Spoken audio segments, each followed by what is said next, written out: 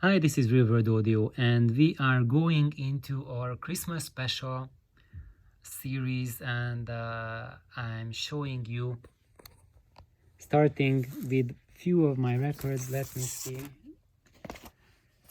I think I do not need to present Harry Belafonte to any of my audiophile friends.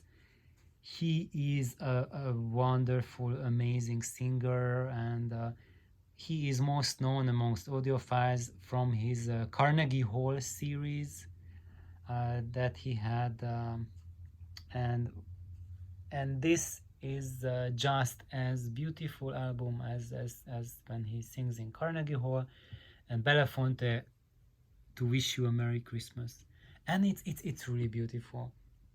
And here are the list of the songs that he has on it.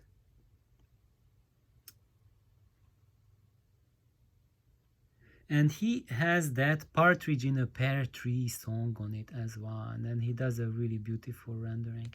So if you like Harry Belafonte, I really recommend to have this album. It's on Living Stereo RCA. And what I will do this year, I will start my Christmas season with Harry Belafonte. He will be the first that I listen to this Christmas, provided that I will have time off at the end of the year. Let's hope so. Okay, so now let's go to Joan Baez. She is a fantastic singer, and she has a very strong voice, very expressive. If you haven't heard her, then this album will be a very potent introduction to her, and it might be shocking for you, like how strong her voice is, and how much energy she has. And this is a Vanguard recording, Vanguard series. Okay, catalog number if you want to get it, and I highly recommend it. Now, for the Sinatra fans, this is something, the Sinatra Christmas album, and who is Capitol Records, of course. Sinatra did most of his recordings with them, and I would say that I'm on the fence with this album, really, because Sinatra's voice, Sinatra's singing is absolutely hypnotic.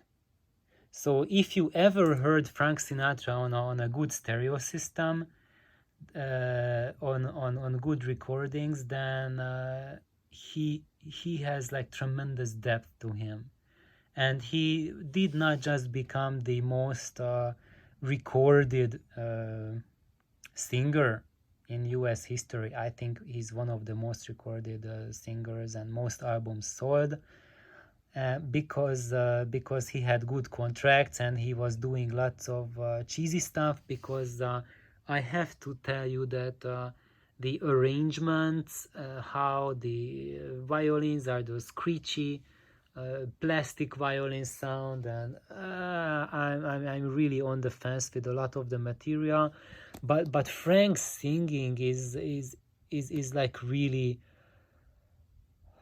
phenomenal. So that's why I can really look. Jellies, what was that? 89 cents or something like that. Capitol Records, and what was EMI? I think it's like a reissue.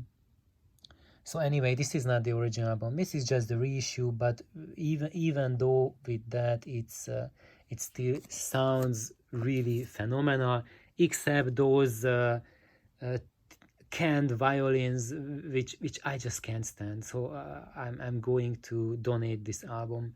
But I'm really sad, because Frank's voice is really right there.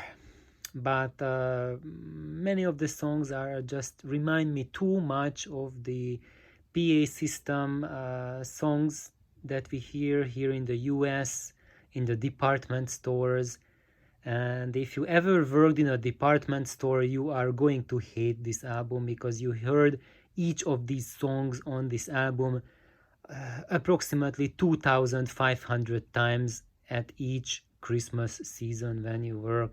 And probably if, for example, Nelly, she worked in a department store, that's Mrs. Rearward Audio, if I would put on this album at Christmas, there's a 100% chance that I would end up with a stab wound. So I'm not kidding. So that's why, although Frank is really amazing, really fantastic, but I have to say goodbye to this album, because I rather value both my relationship and my personal safety. So the other album that I recommend from the famous personalities is Julie Andrews' Christmas. And I know, like, Julie Andrews, everyone, Julie Andrews is drooling from, just dripping from the tap or everything. But here it's with Andre Previn and orchestra and orchestral arrangement. So it's not that usual sappy something that we all associate with holiday season. Let's buy more gifts for friends and foes, and let's bribe everyone with as much gifts as we can to catch up for being ungrateful human beings towards them the entire year. So for me, that type of holiday mentality is really far from me, that we just buy a bunch of gifts to really buy off people for all the god-awful things we did to them during the year. And when we go into the Christmas season, that truly shows in the community, in the human relations, and you can notice that it's at Christmas time then when the vast majority of family feuds happen. That's when people get really aggressive with each other.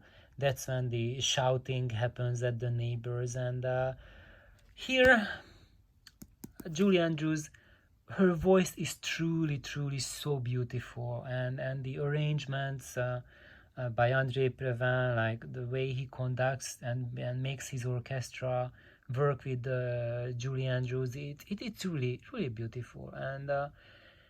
And this album is just a reminder that even though someone is a celebrity, they're still a human being behind the face, and sometimes we can find a treasure from them, and it says a Christmas treasure, and I think it is a Christmas treasure, and it's an RCA LSP 3829, that's the catalog number, and it's a Dynagroove recording. Boo. So as you know, the Dynagroove is from that phase of RCA when they started to go cheap on the record material, and then you see it's even with this I can bend it. It's really flimsy.